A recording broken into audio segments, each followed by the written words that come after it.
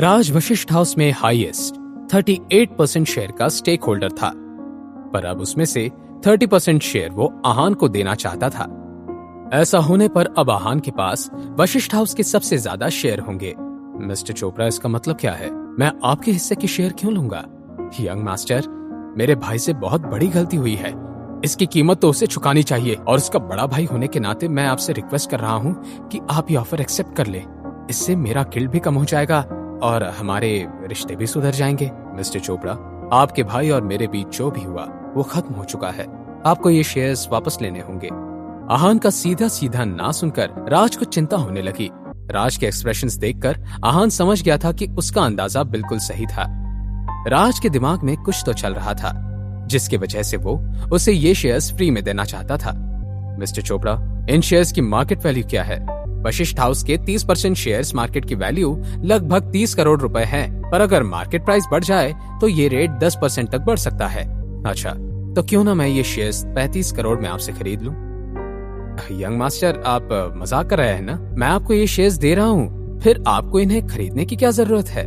मैं बिल्कुल मजाक नहीं कर रहा, मैं सच बोल रहा हूँ। मैं चाहता हूँ कि वशिष्ठ हाउस और ग्रो करे, इसलिए मैं ये शेयर्स खरीदना चाहता हूँ। पर यंग मास्टर, मिस्टर चोपड़ा, मैं जानता हूँ कि आप क्या कहना चाहते हैं, पर मैं अब भी यही बोलूंगा कि मैं ये शेयर्स खरीदना चाहता हूँ। अगर आप मुझे ये शेयर्स बेच देंगे तो फायदा आपका ही होगा। अगर आप सच में चाहते हैं कि मैं 30% शेयर का मालिक बनूं, तो आप इन्हें मुझे 35 करोड़ में बेच दीजिए। आहान का कॉन्फिडेंस और जिद देखकर राज हैरान था। राज को ऐसे देखकर आहान को कहीं ना कहीं मजा आ रहा था। उसके चेहरे से मुस्कान जा ही नहीं रही थी। उसका इतने पैसे खर्च करने का कारण ये नहीं था कि उसके पास बहुत पैसे थे, पर ये था कि वो सच में चाहता था कि वशिष्ठ हाउस में बहुत डेवलपमेंट हो, और वो सिर्फ मनाली में ही नहीं बल्कि हर जगह उसका नाम हो। और दूसरी तरफ अगर वो 30% खरीद लेता तो ये एक तरह का इन्वेस्टमेंट होगा। अगर कभी कोई दिक्कत आती तो वो आराम से ये शेयर्स बेचकर अपना पल्ला झाड़ सकता था। पर अगर वो ये शेयर्स ऐसे ही ले लेता तो उसका वशिष्ठ हाउस से एक रिश्ता जुड़ जाता। वहाँ से जुड़ी किसी भी प्रॉब्लम में उसे अपना पूरा जोर लगाना ही पड़ता। मिस्टर चोपड़ा, आपका क्या कहना है? अगर आपको ये मंजूर है तो मैं साइन कर देता हूँ, बाद में अस्मिता आपको पैसे ट्रांसफर कर देगी। आहान ने सवाल किया। यंग मास्टर, जैसा आप कहें, पर मैं आपसे पैसे मार्केट वैल्यू के हिसाब से ही लूंगा। राज ने अपनी बात रखी। आहान ने बिना कुछ जवाब दिए पेपर लिए साइन ले ली और अस्मिता से पैसे ट्रांसफर करने को कहा। यंग मास्टर, ये वशिष्ठ हाउस का सुप्रीम मेंबरशिप कार्ड है, आप इसे रख लीजिए। ये सुप्रीम कार्ड है, ये यहाँ सिर्फ 3 शेयर होल्डर्स के पास ही है। ये एक तरह का प्रूफ है जो आपको बताता है कि आप ज्यादा शेयर के मालिक हैं। इससे आप सारी फैसिलिटीज यूज कर सकते हैं। आहान ने गर्दन हाँ में हिला दी। तो यंग मास्टर, मैं चलता हूँ, अगर आपको किसी भी चीज की जरूरत हो तो मुझे बताइए। इतना कहकर राज वहाँ से जाने लगा। तभी एक जोर से आवाज आई। किसी ने दरवाजे को बहुत तेज लात मारकर दरवाजा खोला था। बाहर से कमरे में एक गुंडे जैसा दिखने वाला आदमी आया और जोर से चिल्लाने लगा, आहान कौन है? बाहर निकल! तुम्हारी हिम्मत कैसे हुई अंदर आने की? राज ने तुरंत सवाल किया। तुम आहान हो? मैंने पूछा तुम कौन हो और अंदर कैसे आए? गुरुजी राज चोपड़ा के गाइड और मेंटर थे। वो मार्शल आर्ट के स्टेज 2 पर थे। मनाली में उनके आर्ट की बहुत इज्जत थी। जी मास्टर, गुरुजी ने तुरंत जवाब दिया और जोश में आकर उस आदमी को जोर से धक्का दिया। वो समझ गया था कि गुरुजी मार्शल आर्ट में ट्रेंड थे। वो highest form of martial art को अच्छे से जानते थे। वो आदमी भी मार्शल आर्ट में ट्रेंड था, इसलिए वो जानता था कि गुरुजी उसके सीनियर थे। सीनियर, मुझे छोड़ दीजिए। अच्छा, अब तुम्हें छोड़ दें? तमाशा तुमने शुरू किया था, तो अब तुम ही बताओ कि तुम्हें यहाँ किसने भेजा? ब्रिज चौधरी और सुहासिनी चौधरी ने। प्लीज मुझे माफ कीजिए। ठीक है, मैं तुम्हें माफ कर दूंगा, पर एक शर्त पर। तुम्हें यहाँ जिसने भेजा है उसे यहाँ बुलाओ। इतना बोलते ही उस आदमी ने तुरंत अपना फोन निकाला। उधर चौधरी फैमिली हॉस्पिटल में थी। मॉम, अंकल का फोन क्यों नहीं आया अब तक? बेटा, तुम चिंता मत करो, अंकल ने उसे ढूंढ लिया होगा। तुम उससे अपना बदला ले लेना, तुम परेशान। सुहासिनी अपनी बात पूरी करने ही वाली थी कि उतने में उसका फोन बजा। देखो बेटा, अंकल का फोन आ गया। हेलो, मिल गया तुम्हें वो आहान? उसे लेकर यहाँ आओ। जी, आहान मुझे मिल गया है, पर अगर आप तुरंत यहाँ नहीं आई तो मैं उसे छोड़ दूंगा। इतना बोलकर उस आदमी ने फोन कट कर दिया। मॉम, क्या बात है? अंकल ने क्या कहा? वो चाहता है कि हम मनाली होटल जाएं। मुझे नहीं लगता कि तुम्हें वहाँ जाना चाहिए। ये कोई चाल भी हो सकता है। मेरी बात मानो और वहाँ मत जाओ। ब्रिज ने एक बार फिर कोशिश की। अच्छा मॉम, लेट्स गो। अंकल ने हमें होटल बुलाया है। कुछ सोच समझ कर ही बुलाया होगा। आज मैं इस आहान को छोड़ूंगा नहीं। आज मैं उसे पैर पकड़कर अपनी माफी मंगवा कर रहूंगा। रजत बिस्तर से उठकर जाने लगा। मुझे नहीं लगता कि तुम्हें वहां जाना चाहिए। मेरी बात मानो और वहां मत जाओ। हो सकता है कि सुशील खुद वहां फंस गया हो। अगर उसने आहान को सच में पकड़ लिया है तो फिर वो उसे यहां लेकर क्यों नहीं आता? क्या आपको ऐसा लगता है कि सुशील हमें धोखा देगा? उसकी मार्शल आर्ट ट्रेनिंग के लिए हमने इतने पैसे खर्च किए हैं। बात चाहे जो भी हो, पर अब मेरा बेटा उस आदमी से बदला लेकर रहेगा। कुछ देर बाद दोनों माँ बेटे मनाली होटल पहुंचे। उनके पीछे पीछे ब्रिज भी वहां आ गया। तीनों ने रूम में घुसकर नोटिस किया कि आहान सोफे पर बैठकर आराम से चाय पी रहा था। क्या ये वही आदमी है जिसने तुम्हारी ये हालत की? हाँ मॉम।